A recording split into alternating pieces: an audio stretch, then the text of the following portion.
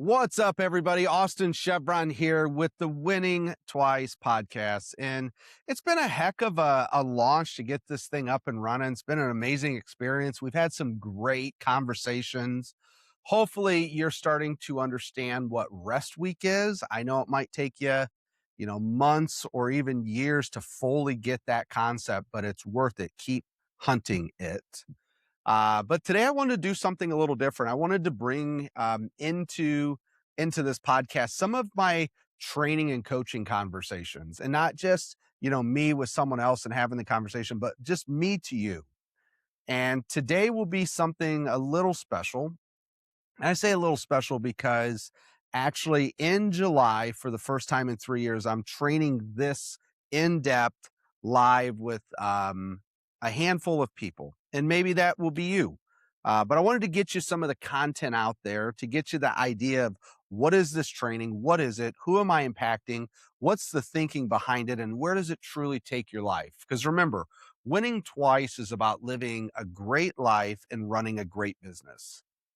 And if you're in real estate and you're a solo agent, there's pieces that you need for that. And if you're a team leader, there's pieces you need for that phase of your business. And if you want to become the CEO and then truly move into your legacy, there's a whole nother piece for that. So today I want to talk about how to move from agent to team leader to CEO, and what are the pieces and what would that look like? So if you're an aspiring team leader, if you're an active team leader, or if you're looking to get the team in place for you to make a transition, let me start talking to you and let me just train you on a couple of the pieces here in your mind that I need you to get right up here so that way the business becomes easier. And the first thing and the major thing, I've trained thousands of team leaders over the years. And what's really amazing, after all the pieces that I talk with them about, there's a couple specific ones that just over and over and over become the foundation of their team. And the first one I want to talk with you about is culture and expectations. Now, when I say culture and expectations out loud, in your mind, it's like, yeah, I know what that is, Austin. I know what it is. I know we have it.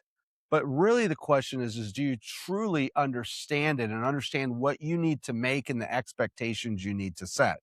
Because every time I work with the team, this is the one thing that either has to get adjusted 10 degrees or it needs to get adjusted 90 degrees. It always needs adjusted.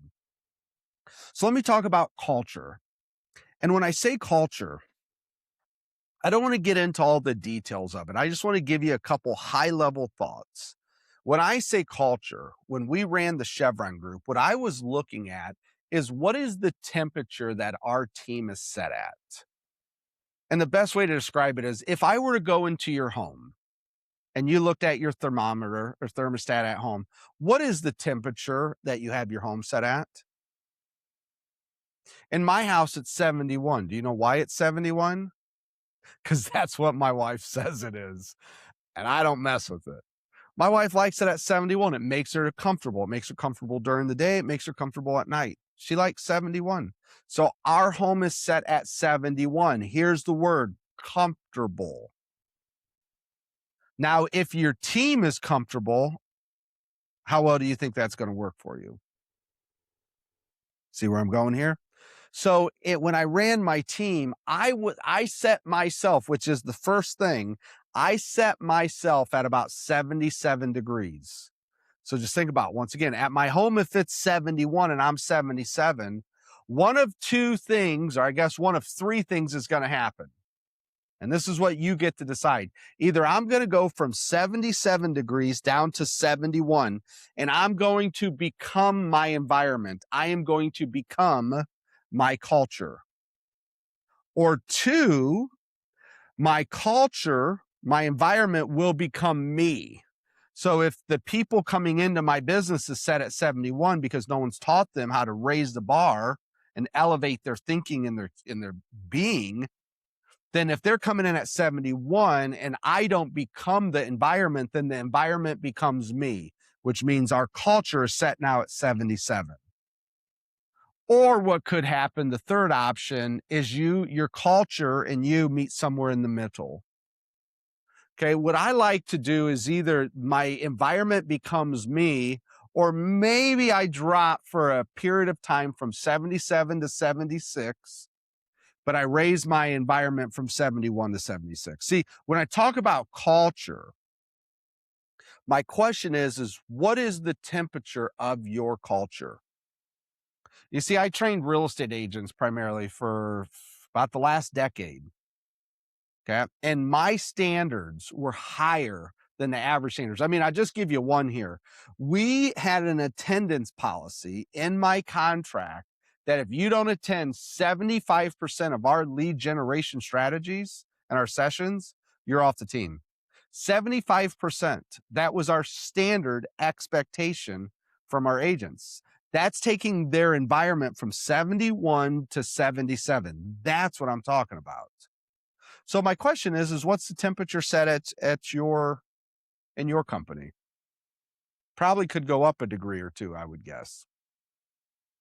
Next, what is the quality of the agents that you recruit? You see, building your team at first, the more people, the bigger your ego, the bigger you think your bank account will be. But that's not necessarily how it works. And if you're not there yet, just trust me on this one. I'll save you at least $10 to $100,000 here and a lot of time and probably gray hairs. So what is the quality of the agents? I bring this up to let you know the better quality of your team, which essentially is the culture of your team, the better the quality of the agents you recruit, the better the culture, which means the better the agents you continue to recruit and you can continue to retain. I think at one point we had 3 agents on our team. I don't know if it was within the same year. It might have been over a 2-year period, but we had 3 different agents on our team doing over 100 transactions. Yep, that was not something I said incorrect. We had 3 different agents doing over 100 transactions, and one of them wasn't me. 99% of the time, if not 100, if a team leader said that, they were one of the agents. I was not. I was able to recruit and retain top end talent because of our culture. That's key.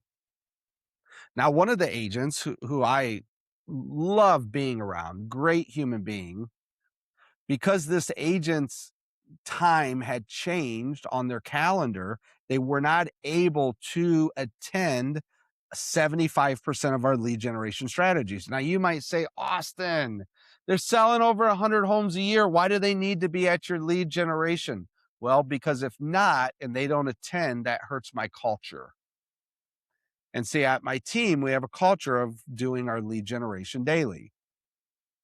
And if you can't attend, no matter how much you're selling, this just isn't the right place for you. So I actually chose to happily let go of an agent who was doing over 100 transactions. Great human being, great agent. You see what I'm saying right now to you seems a little bit backwards. It's like, well, first off, I've never had an agent doing 100 deals. And if I did, and I let them go because they didn't show up for lead generation, what you see what I'm saying seems backwards. That's what getting your team right is. That's what understanding what your culture is, how to recruit to your culture, and then how to retain to that culture.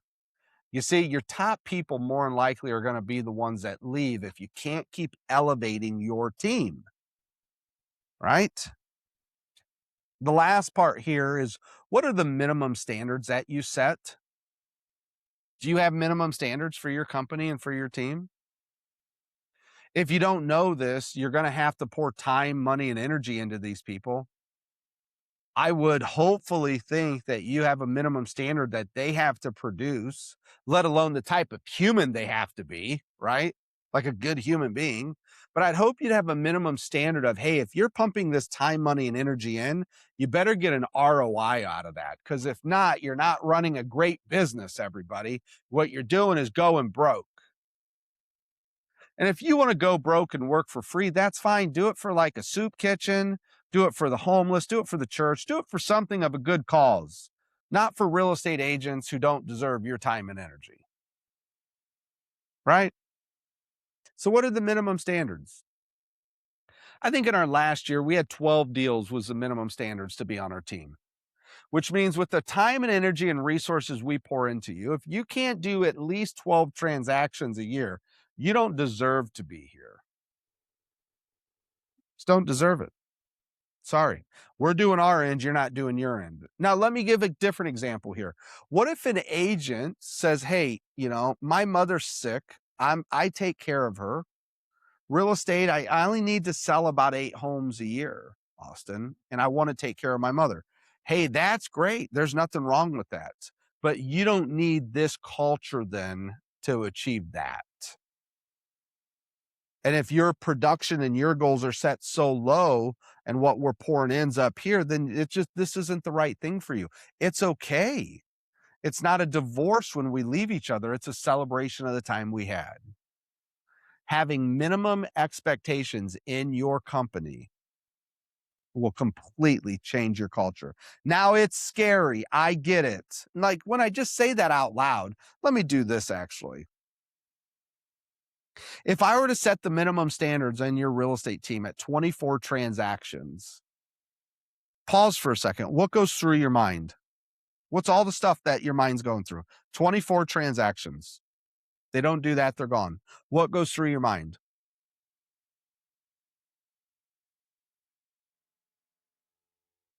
Well, here's probably what went through your mind. I'm not going to have any agents, Austin. I'm not going to make any money. I'm going to lose money. I'm going to piss a lot of people off because we're going to be letting them go. Whatever went through your mind is exactly what you need to be working on over the next 12 months of your team's business.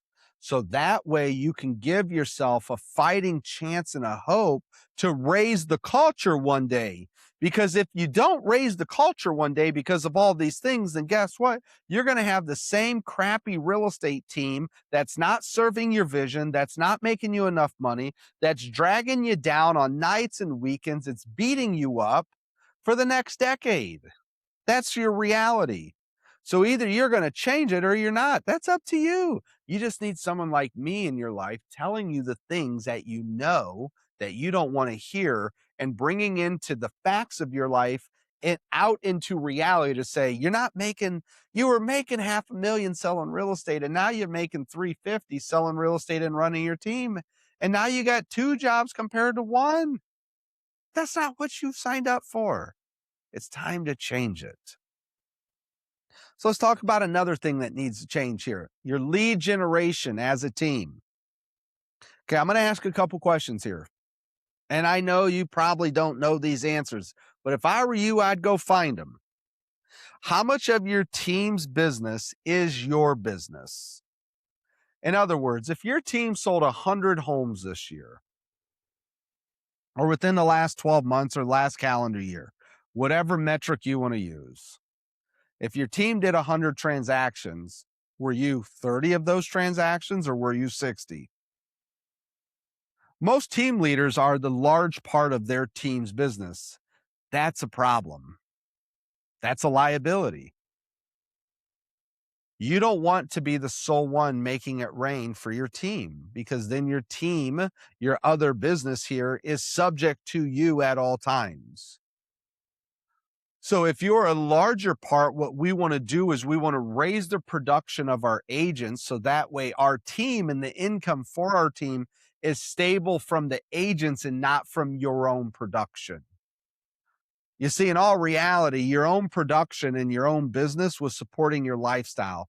But really, if I were to do an audit of 100 real estate agents who are doing well on the production side, but looking at like how are they doing with keeping the money and putting it towards their vision, most of us were doing pretty crappy. No matter how much money you're making, you're still not making the progress financially that you want to make. So in all realities, you're not doing that well. Now the world sees you and like, you did 15 million. Congratulations. You did 20, you did 30 million. The world sees you and you're like, oh, look, I'm getting all these awards. Life's great, right? But then when you go home, that's when the problems occur. Yeah, you drive the nice BMW, Mercedes, Ferrari, whatever your choice of high-end car is.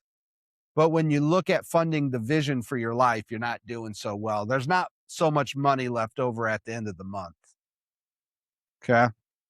So what I'm talking about here is how do we go from not running a great business ourselves and now we're adding another business, we're compounding the issue. So we got to be ultra aware when we're compounding an issue that it could cause for a multiplication of the issues. And if that happens and you don't realize it until it's too late, you've done spent 2, 3, 4 years going backwards.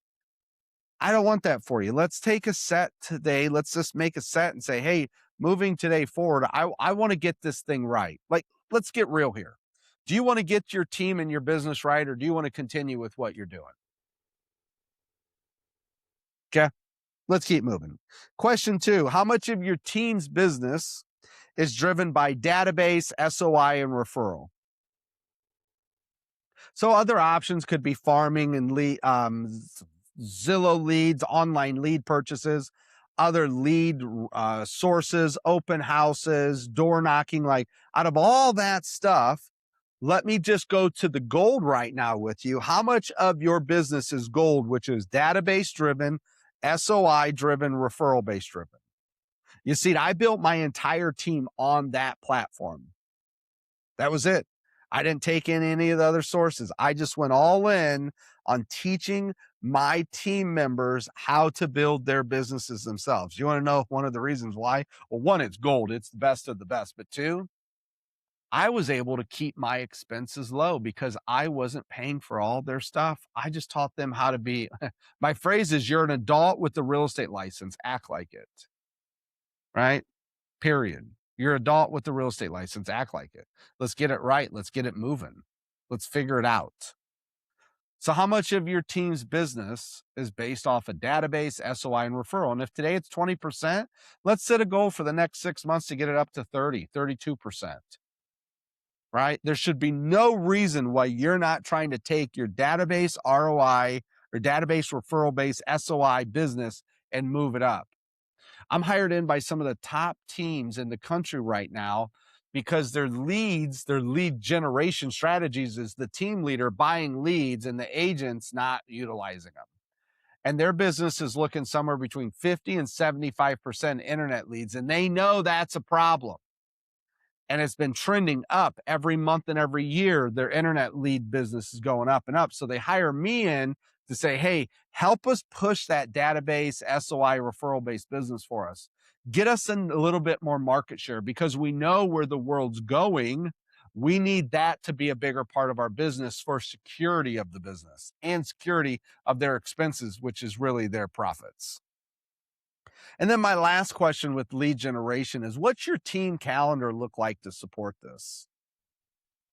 Do you have a calendar invite for your team Monday? We did it Monday through Thursday from 8 to 10, and we did it 3 weeks a month.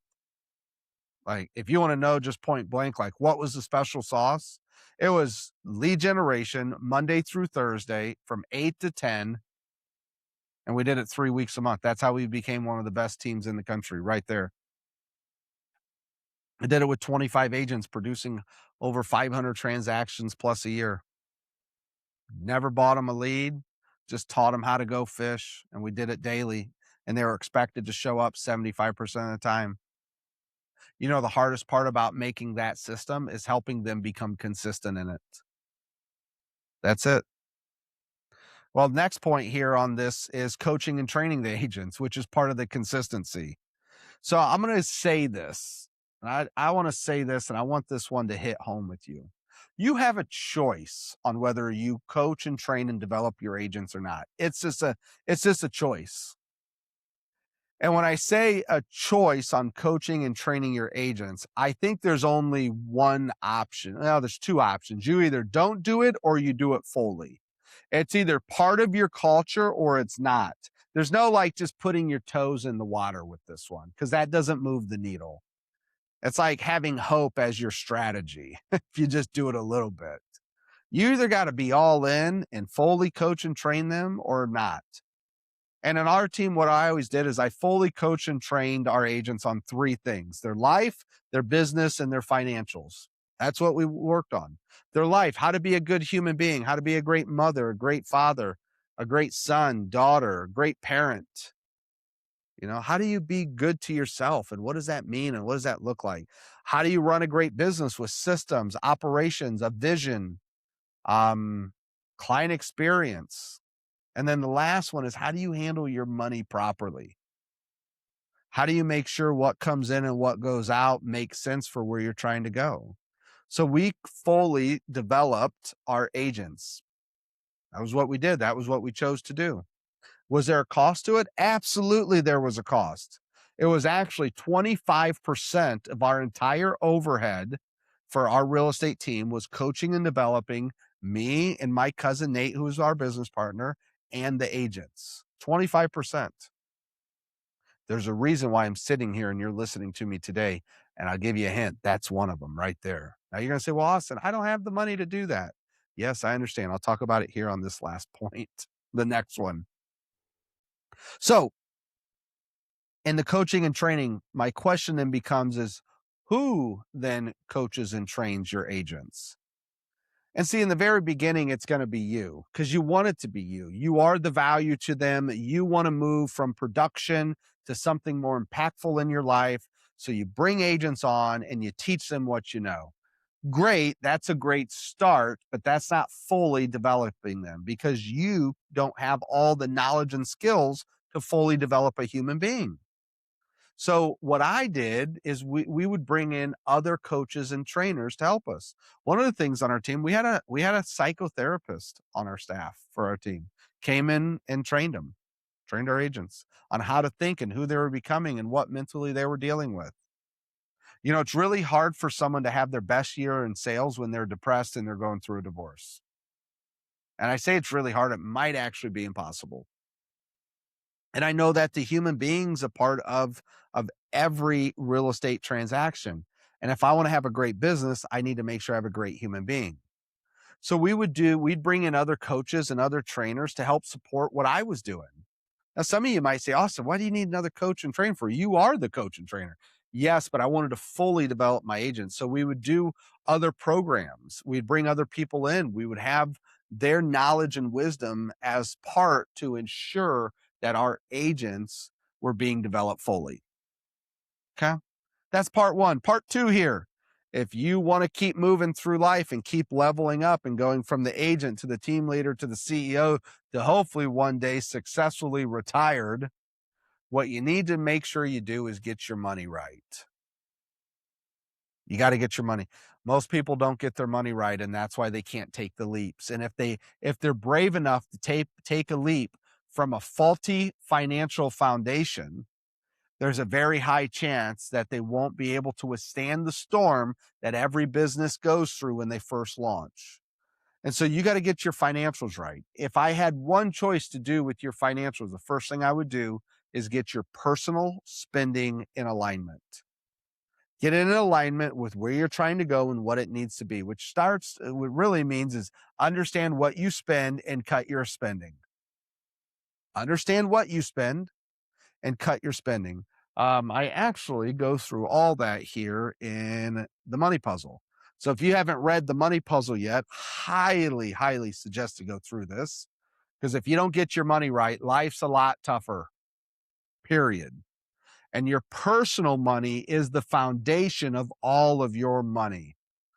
And I know your plan was to just make more money. Austin, if I can go from making 200 to 400,000 a year, I will change all of my financial problems. And what I found is what normally happens is because the foundation's not right. If you put a house on a bad foundation, what happens?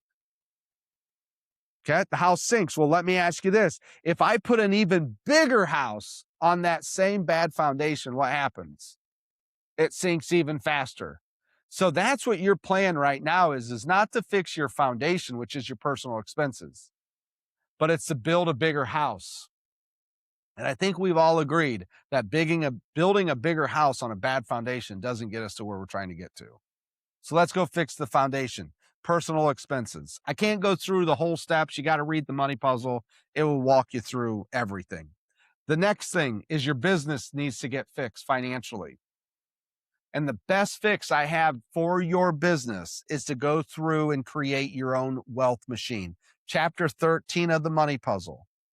And what the wealth machine really is, it's a decision of how every dollar that comes into your business account gets processed. That's what the wealth machine is. It's probably the best financial thing I've ever created and I've ever done. Is I decided before I made $1 how my money gets processed. How much money am I going to give? What percent out of every dollar I make gets given away to the homeless, the poor, the churches, whoever? The next thing is I'm going to make sure in my vision of my wealth, being behind on my taxes is not part of it. It's probably not part of yours either. So I need to make sure that my taxes are paid. So I take a percent out to pay my taxes. And then I know that the life I'm living today is not the life that I want to live in 5, 10 years from now. I want to have more. I want to be better. I want to be more free. And to do that, I know I have to invest part of what I make into my future.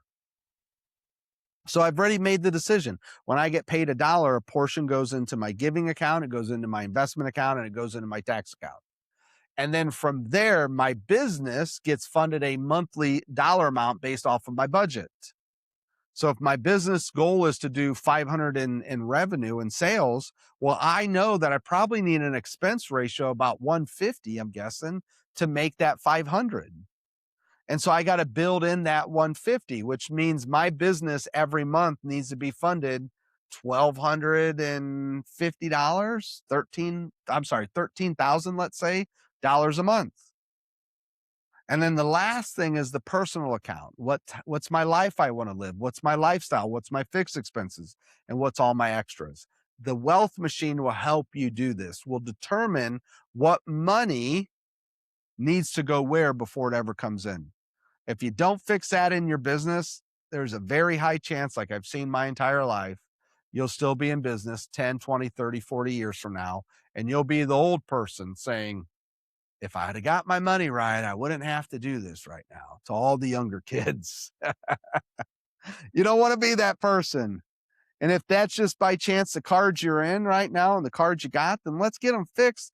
And let's tell the younger people, I wish I'd have done this when I was your age. And here's the exact system. Okay, the last piece in the financial guardrails. Here's the last piece. Is you need to create some passive income. You got to have something coming in, some sort of stability. So that way, when you jump and you take that leap to the next level of your life, the next job, leveling up, whatever it is, you got something coming in every month that you can rely on. And I always love to say, right now, if you have to work to earn income to pay your bills, which is the majority of you, if you have to work to earn income to pay your bills, you should take it as a warning sign that you might always have to work to earn money to pay your bills. If you agree with that statement, then my question to you is what's your plan to get out of it? What's your plan? Just point blank. What is your plan? If you don't have a plan, there might be a chance that you might always have to work to pay your bills. You don't want that. That's why you're here listening. You want something different for your life. And I'm trying to give you the keys on how to do this.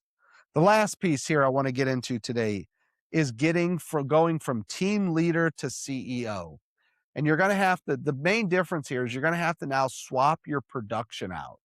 See, if you want to level up, if you want to go from agent to team leader to CEO, you're going to need to level up what you're doing on a day-to-day activity. And now you can't be the one doing 50 transactions a year because you don't have the proper time to truly run your business and run multiple businesses and live maybe the life of a CEO.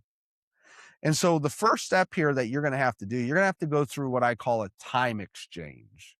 You're going to be exchanging your time where you're at today to where you want to go. And so today, if you're working 50 hours a week, and let's say you're investing 10 hours on your team and 40 hours in your production, and now you're going to stop producing, you now got 40 hours back. My question to you is if you swap those hours, what are you going to do with them? You need to know, what does my new 40 hours look like? Where are they going? What's producing money? How long is it going to take for that money to come in? How much money am I going to lose? What do I want to take some of these hours and maybe give it back to my family? My kids are in their last 5 years of being at home. I want to invest some of those hours back with my kids, and I want to finish strong with them before they all leave the house. So you got to ask yourself, what am I doing with this time exchange? And then how is that time exchange going to financially hit me? Because once again, if you stop selling and you go from making 500 a year selling down to 250 and you lose 250, how long is it going to take for you to get that 250 up into your new business? And the answer is your income's going to go down faster than your income's going to go up. That's probably a blanket statement for most of us. And if that's the case, are you mentally aware that now you're bringing in, say, 350 and not 500? And now you got to go, if you're me, I got to go home to my wife and be like, hey, we can't go to Disney this year because I don't have the money. See, what normally happens is you still go to Disney, and next thing you know, now you have debt. You had great intentions of building this second business. You had great intentions of taking the leap.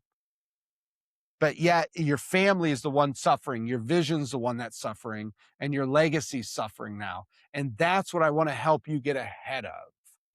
So let's go to my next point here. When I work with most team leaders, what I realize is what I realize that they didn't realize is that they're running two companies. And when they're running two companies, they need to get paid twice. So imagine this time exchange. I'm now Austin, the team leader. I'm not selling anymore, or I'm not selling as much. I think that's obviously the first step. That's what I train. The first step is to not sell as much. And if that's the case and I'm not selling as much, okay, I'm referring my business off to my team. Well, when I refer my business to my team, let me ask you, are you taking one split or two? Most team leaders are taking one split as a team leader. Well, that's cutting themselves short because they're referring the business off as Austin Cheviron, the real estate agent. And my neighbor's going to sell their house, and I'm not selling my neighbor's house anymore because I'm moving into the CEO role. So I refer my neighbor over to my buyer's agent one on my team. And my buyer's agent one on the team closes the deals, and then I get paid as just the team leader, one split. Let's say it's a 50-50 split. Really what should have happened is Austin Cheviron should have got a referral fee for that referral. And then when that agent closed the deal, because Austin Cheviron owns and operates the team, Austin Cheviron gets the team split. So you have to make sure when you're making a transition, you're not leaving money on the table because you can't afford to leave money on the table because your financials are going down normally as your business and life are going up and you're making these exchanges. So there's small little tricks and tips, what I call them pro tips, along the way of just waking you up because you've never been here before. You don't know. You're going to find out after 2 to 4 years of losing money. You're like, here was the leak, Austin, where what I would tell you to do is go get educated before you go set sail. And as a coach and trainer, I can show you where the leaks are and you can patch them before you go on the ride. So that way your boat gets to the end destination and doesn't sink halfway through. That's what most people do. They sink and then they call me and they're like, I'm 6 foot underwater. I'm like, I wish we would have just invested a little time and a little money before you went on your journey. That's what I do for a living, everybody.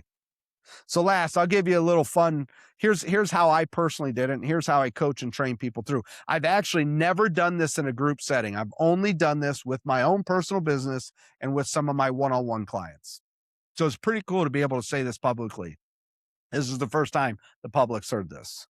So I referred my business off in 4 quadrants. I created 4 boxes, and I can't give you a visualization here. But if you just think of a 4 squares, you got top right, top left, bottom left, and you look at 4 squares.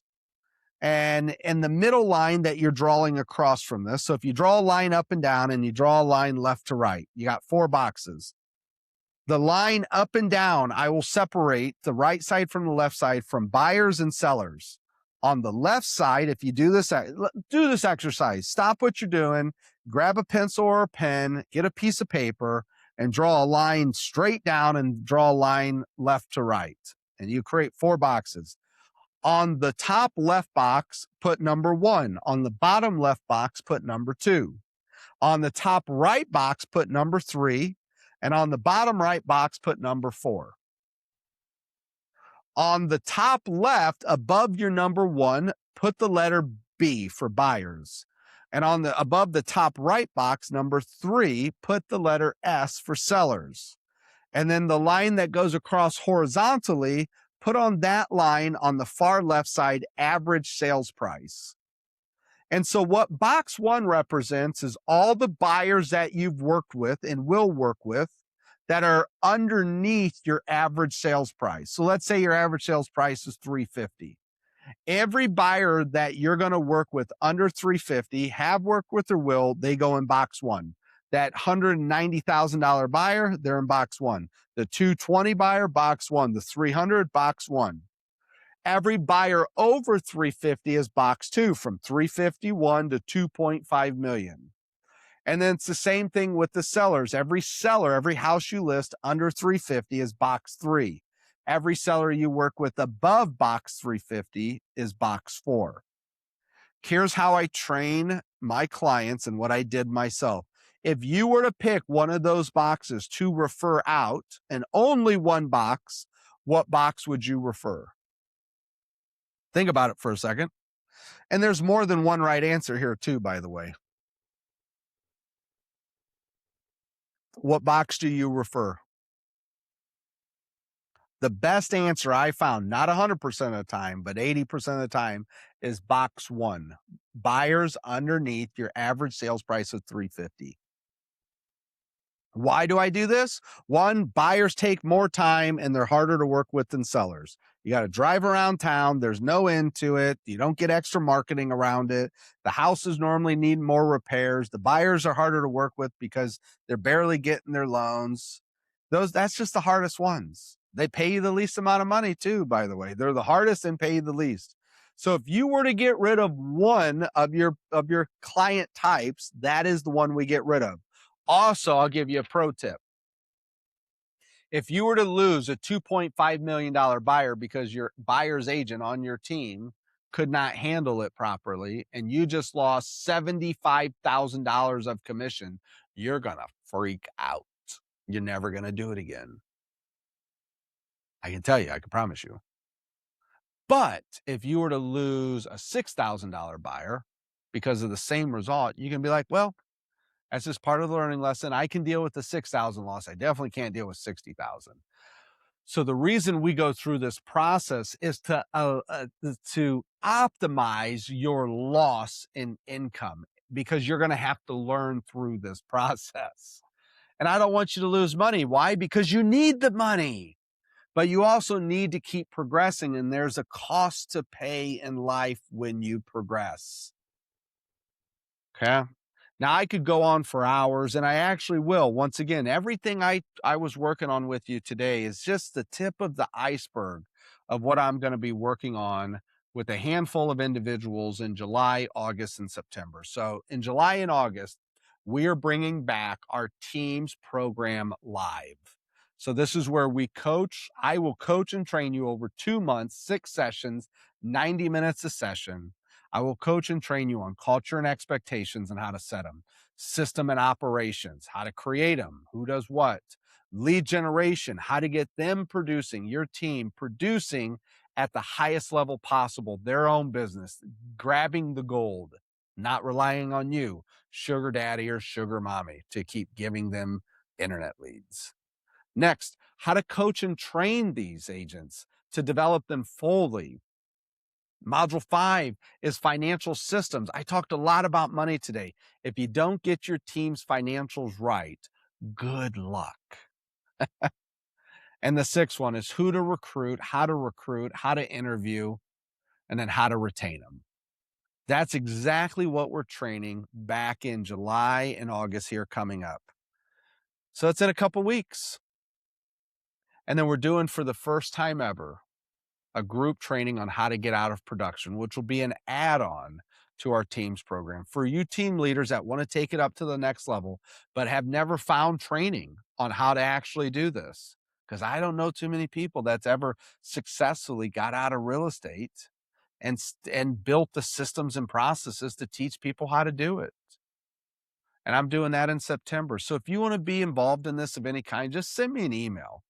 It's Austin, AUSTIN, at Cheviron, CHEVIRON.net. Find me, send me a message, send me an email. It says, Austin, I want to be a part of this. What information? I'll pop on a 20-minute call with you. This is still if we have availability. I hate to say it. Spots will be very limited on this because I don't want 200 people in this, because the impact goes down. The Q&A session goes down when there's 200 people compared to 30. Yes, I'll probably limit it right around 30. And every time I open up a small session like this, and I haven't done it for the last 3 years, and this will be the only one I'm doing this year, it fills quickly. Okay. So if you're listening to this and today resonated with you, reach out to me. Say, Austin, I need help getting my life and my business in place. Please help me get this in place so I can get to where I want to get to. And I'd be happy to run through the training with you, schedule a call to see if it makes sense and get you enrolled in it if so. Okay, everybody? Well, this has been one of my favorite podcasts so far, obviously, because I talk the whole time, right? That's how it works. When the person who talks the most loves it the most. But I wanted to give you guys some advanced pro tips on how to really move the needle in your business. And if you want to be a part of this, if you want more, stay here. Keep listening to the podcast. Come train with me. And I got a special one coming for you here in a couple weeks, starting, I believe, July 16th. So it's been fun. I appreciate you. Thank you for listening, and stay tuned for other episodes coming. Thanks for listening to this episode of Winning Twice. Each week, we drop a new episode with business owners, entrepreneurs, and high performers. We talk about life, vision, success, failure, and what it really takes to win professionally and personally. If you want to listen to more episodes, visit my website, austinchevron.com. Thanks again for being here, and I'll see you on the next episode of Winning Twice.